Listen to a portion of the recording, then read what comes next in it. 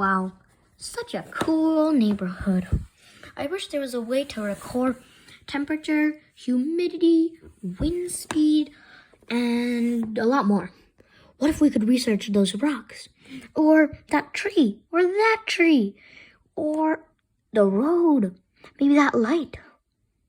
Or that fire hydrant? What if we made research unit? So essentially, for this research unit, I have to make something that moves and researches things. And I can control it right here from my own room. So on this insanely cool device, I have made a super cool list of things this rover or this research unit, the RU, let's call it the RU for now. This RU will have all of the following things. It has to be moving, and we have full control of it. Here's the list of camera things. It needs to have my GoPro for high quality pictures and videos, my drone so it can fly away, and it has another back view and a cool telescopic view through my telescope. It has to have at least one arm, sampling and collecting tubes, an arm attachment. It needs to have an arm attachment that can pick up things and bring samples back to me. We also need to have a really good communication thing, so we can communicate with it really well. Like the range is really far, so it can travel all the way over there, and we can still access it. So here I drew a little map of the whole area, like that we probably will be researching and recording and stuff like that.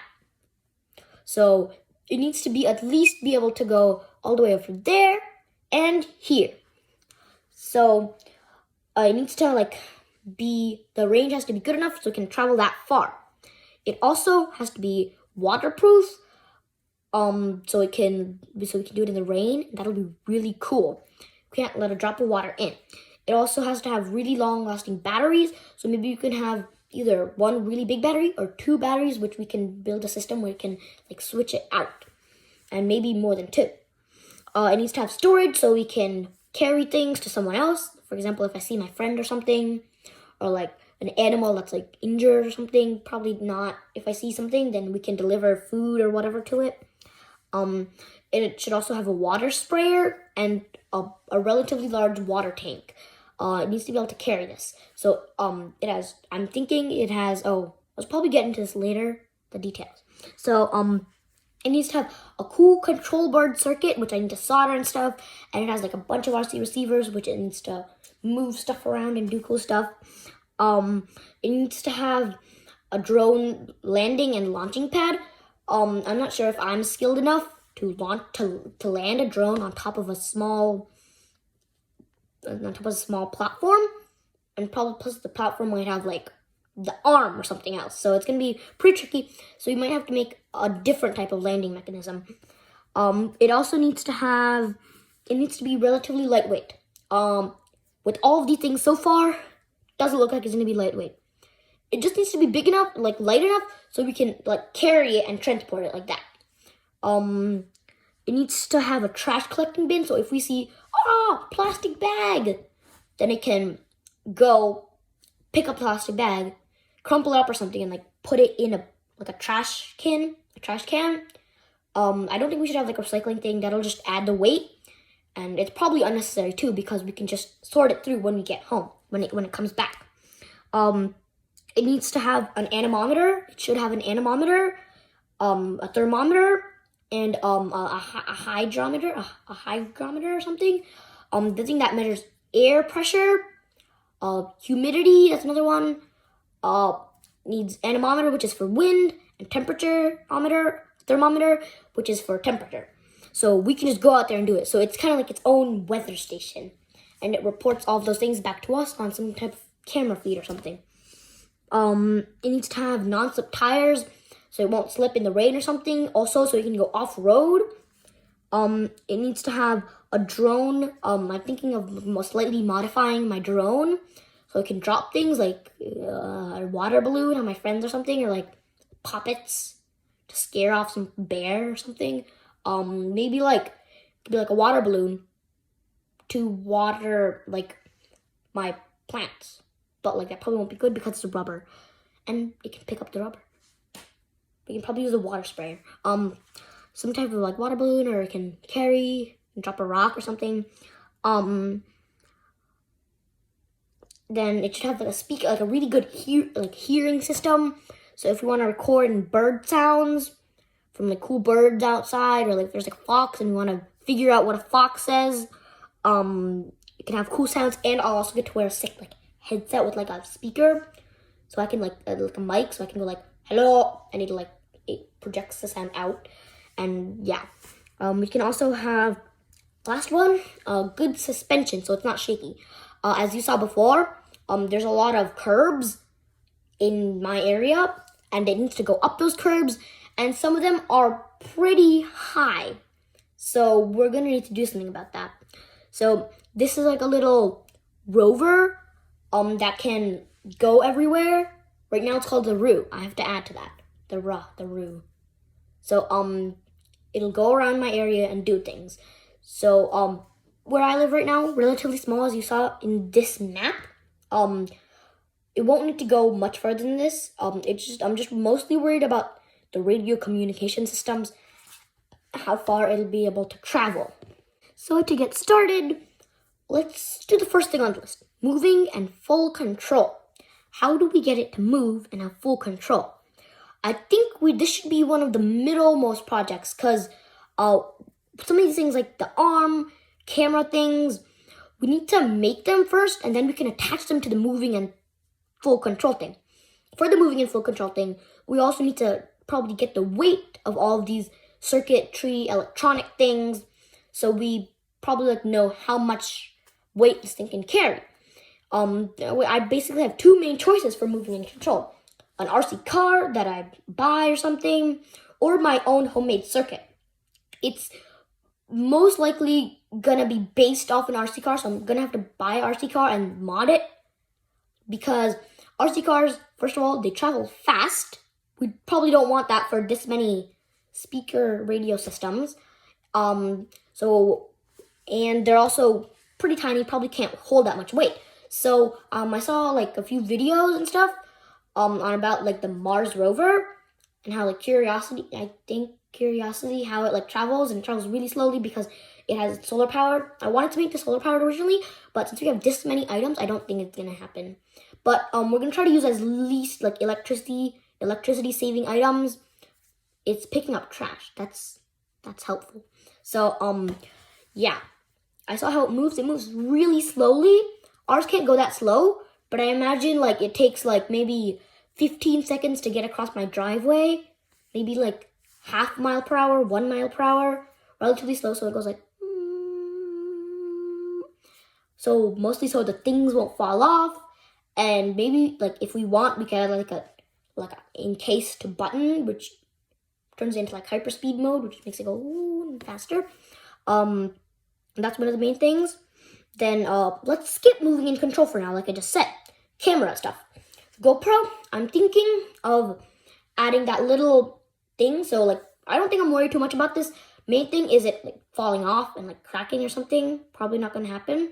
So I'm just gonna make a little attachment. No, I have my own attachment. If I can, like the little selfie stick that like opens up and turns into a tripod, that's really helpful. So I'm either gonna modify that, probably not, or make my own extending attachment with the little bike thing that you can attach to your helmet.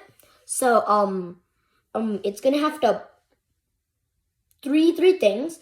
It needs to go up and down, like the selfie stick, up and down. Then from up and down, it needs to be able to turn, maybe 360 degrees. Maybe not 360 degrees, but maybe probably 180 degrees. So it can turn like all the way 180. But then if it wants to turn straight backwards, it'll have to turn around. Plus, I'll be up here watching it go. So, yeah. And if I see like a bird or like some type of animal, like if I see a deer growing, I'm like, whoa, cool. I'm only going to look through the rover for high quality. Otherwise, I can see where it is. So if it's like going behind somewhere and I need the cameras, I'm probably going to have like the back camera and other things. So exactly, again. Second thing, drone. the drone has to fly off and go away so I can control it from here. And the drone can get high up views, and it can like get better views of everything. So if we can just like park it somewhere, make it go up and check around everything and make it go back down if it's like a new area or something. The drone will also be the launching pad where it's like hooked on, have like a little hook so it doesn't fall off. The camera will be facing backwards because I can't connect the camera when it's out, so it's gonna have to be on the whole time. And since the drone's on the whole time, it's gonna be wasting the drone battery. So the drone battery, I may make like a little system which automatically turns it on, so it saves the battery. But we're gonna have to do that. So essentially, like the drone will be facing backwards, and it will be the back view and also the higher up view. So if we're not gonna use the back cam, don't need it, then we can just go out without it. And if we do, we can do some cool stuff with that. The telescopic view, really important. The GoPro, I don't think I'm able to, like on the quick GoPro app, something like that, we can view what the GoPro's seeing on like my phone or something like that. But actually I'm not sure if we're able to zoom in or out, but just overall I know that the GoPro can't zoom in that much. So we're gonna make a telescopic lens with a phone that we can call someone like from here. We can call that phone and then we can see through their camera. And that camera will be like adjusted, or probably maybe even hot glued to my small telescope, which is relatively small, like this big, and like this wide. So that'll be a thing. For that, just that, we need to make more moving parts for back and out, to zoom in and out and focus it. But when it first leaves, we'll have to pre-focus it. Another thing for the telescopic lens is we'll need to make back and out for zoom, one that goes up and down, and then one that spins around. That one definitely doesn't have to be 360. But all of those should allow me to view typically anything. But these camera ones have to be relatively like precise and slow, because it kind of needs to see everything. Telescopic lens, it needs to be really slow because like we're adjusting like the small telescope thing. And if we move the camera position just a little, if we move it just a little from the point, then it'll move quite a lot for the other end. So that's all the camera stuff. We need to get those done in the next video. The next video will be mostly on preparing the camera stuff and reviewing more on moving and control. Now these are just the other things that I started to think of. We're gonna do half of them right now. The other will be in the part 2. So it's gonna have at least one arm. The arm will either be powered by straight up hydraulics, not like some cool like pistons and like whoosh. It's gonna be syringes, because this arm probably gonna be like length as long as my arm. Then I'm thinking it has like a cool quad. I saw like a 5-minute crafts on this where it's like it's like a cool like thing that like could grab it all from 4 sides, and that's still only powered by one pump, one syringe. That's a really smart design. So I'm gonna try to base it off of that. This needs to have some rubber tips at the end so it can actually grip onto the vials. Probably not vials. Maybe like collecting plastic tubes or something. And it needs to be able to grip onto those and grip onto heavy things. So if it's hydraulic, it needs to be really strong to actually it needs to hold it in place. So probably need to make some brakes for all of them too. Because like if we're picking up a rock for a hydraulic, that's gonna be pretty tough. So if we're making out of like raw servos, like attach like the moving part to the servo stick, and you're like I'm gonna need to get more servos. And yeah, but for the bottom, it needs to basically swivel all around, like spin around. So that will have to be powered by a DC motor, because a servo can only go 180 degrees. Yeah, the other hinges of the arm, it's gonna have 2 hinges. So kind of like my arm, but like this is not a ball. This should be like the spinny part of like the DC motor, which spins it around. And then it has one big bend, which goes up and down. They can't even have a ball joint, but it kind of goes up and down at the large one. After that, there's another smaller section, probably half the size of this. So this will be here. This one moves down and back. Then on top of this, there'll be another one here, like maybe half the size, and that'll go up and down and up and down. Imagine there's like a line here. That'll go like that. And on the very end, there'll be a little bit, which also goes up and down. And then onto that, like that little bit, will be like the actual arm setup. So overall, this is gonna require 4 servos.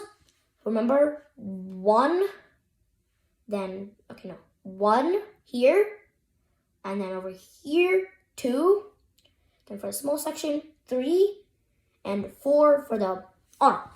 And then another DC motor or whatever for the spin. That is one of the arms. I said at least one arm. That's gonna be the main swivel arm that actually uses stuff and like touches stuff and like picks stuff up, picks the vials up and stores stuff in it.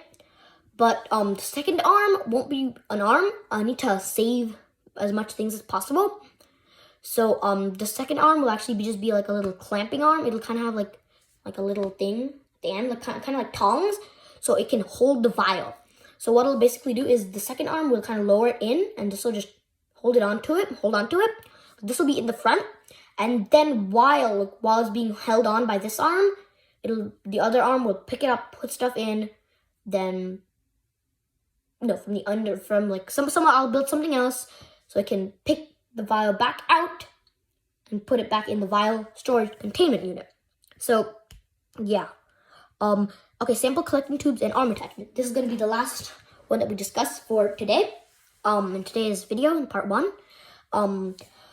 What we're going to be doing for these vials is I'm thinking maybe either each of them have their own sealing system, where like it's like probably like a little slidey thing. Here's the jar, and I'll have to control each of those from here, or we can just make like 6 of them. Probably not 6, maybe 6. 6 might be a lot. We'll have to build the whole panel bigger. So it'll kind of be stored inside, so it's flush, the top of them, and they'll be stored here.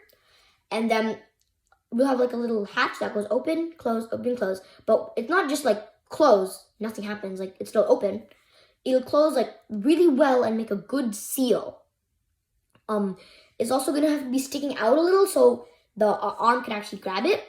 But it'll have to be a really good, like tight rubber seal. And they're probably going to be like each blocked off, not just sealing off from the rest of the world, because like then they could both mix, both of the vials.